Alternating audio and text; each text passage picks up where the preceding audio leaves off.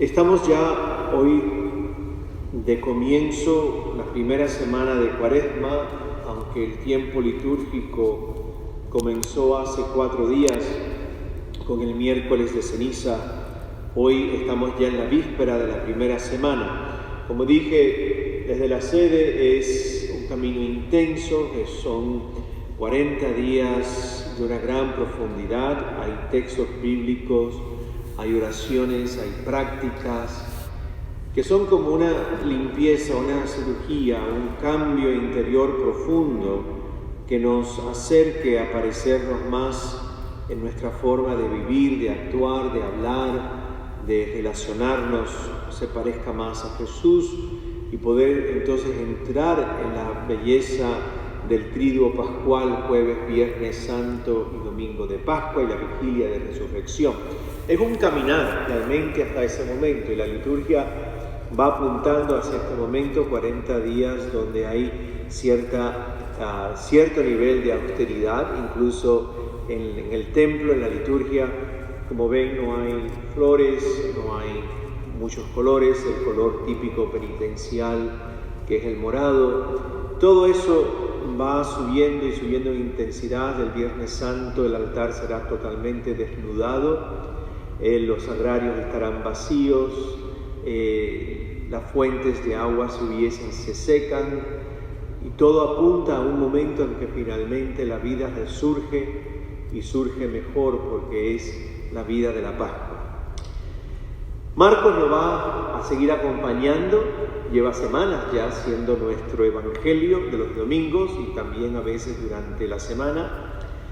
Cuando pensamos en los 40 días de Jesús en el desierto y las 40 noches, siempre pensamos en las famosas 3 tentaciones, la piedra del pan, que se tire de lo alto del templo, que adore al demonio. Marcos no para nada menciona estos temas, su narrativa es muy breve, muy corta. Eso que estamos familiarizados con las 3 tentaciones son propias de Lucas y de Mateo, pero no de Marcos. Marcos es un evangelio extremadamente breve y comienza la breve narrativa de Jesús en el desierto. Comienza igual que Mateo en Lucas, es lo que sigue al bautizo de Jesús en el Jordán. Marcos usa una palabra muy propia de Marcos, la repite muchísimo, inmediatamente, porque el evangelio de Marcos sabe a urgencia, es un mensaje urgente que tenemos que escuchar, y cuando Jesús muchas veces hace un cambio, Marcos dice inmediatamente, después del Jordán, Jesús se retira al desierto 40 días y 40 noches. Es un tiempo de preparación para Jesús, es un tiempo en que Él va a tener que procesar su epifanía en el Jordán, la voz del Padre, mi Hijo amadísimo. Es lo que lo va a preparar para lanzarse 3 años incansables de predicación del reino de Dios por toda Galilea y Judea. El texto de Marcos dice que es el Espíritu de Dios quien mueve a Jesús a entrar en el desierto de Judea en una soledad absoluta. Mateo involucra al Espíritu igual que Marcos, igual que Mateo y Lucas.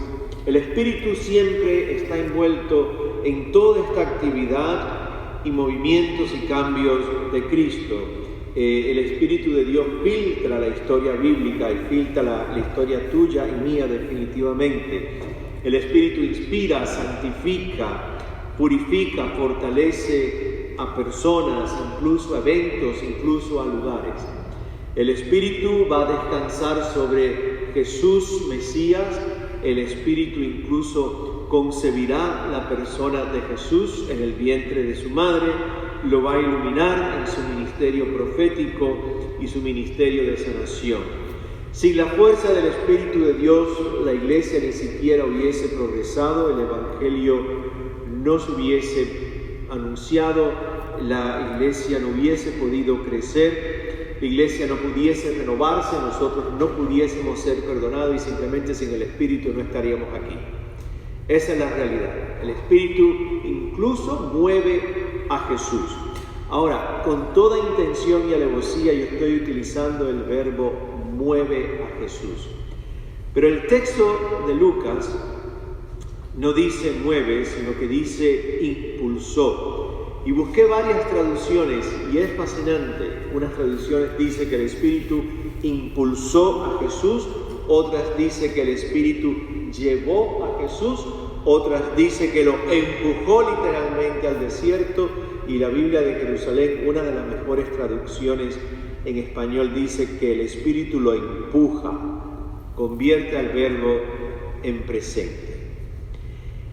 Impulsar, llevar, empujar. Yo me quedé fascinado en ver la variación de verbos que había en las traducciones para expresar este concepto. Y busqué en inglés y curiosamente igual. En inglés presenta 1, 2, 3, 4 verbos diferentes. Pero lo que quedó claro, sea impulsar, llevar, empujar, lo que queda claro es que a Jesús lo empuja el Espíritu al desierto porque es el lugar donde se va a encontrar con el Abba. Es el lugar donde se va a encontrar con su Padre, es el lugar donde tiene que ser tentado, porque Jesús en el desierto va a tener que escoger en la fidelidad o con la infidelidad.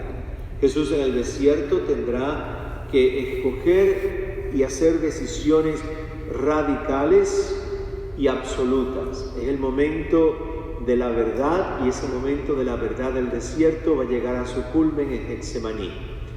Es el momento en que Jesús tiene que hacer opciones libres, y es el lugar siempre donde Jesús se va a encontrar con el Abba. Es uno de los muchos encuentros que en el Evangelio habla que Jesús se encontró con Dios, es siempre en el desierto. No sé si se recuerdan, hace varios domingos atrás, después de la curación de la suegra de Pedro, el próximo versículo decía: y a la mañana siguiente, antes que saliera el sol, se fue a un lugar solitario.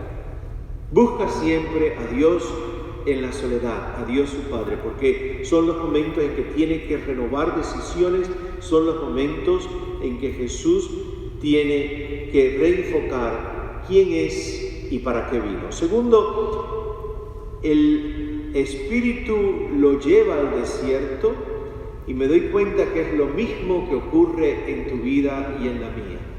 El Espíritu que nos impulsa siempre al encuentro del amor de Dios, de un amor que siempre también nos espera.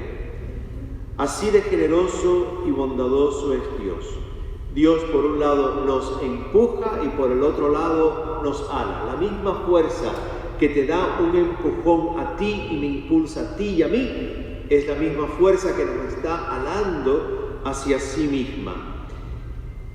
Cuaresma, yo pensaba esta semana que nos enfrenta, por lo menos a mí me enfrenta de una forma muy fuerte, a lidiar con esa lucha interior que llevamos tú y yo siempre, con ese rompimiento interior que hay en nosotros, donde muchas veces nos sentimos y nos sabemos empujados por el Espíritu hacia algo, hacia un propósito, hacia una meta, hacia una forma de ser y una forma de vivir. Y al mismo tiempo nos encontramos que mientras el Espíritu nos empuja hacia allí, tú y yo agarramos para allá.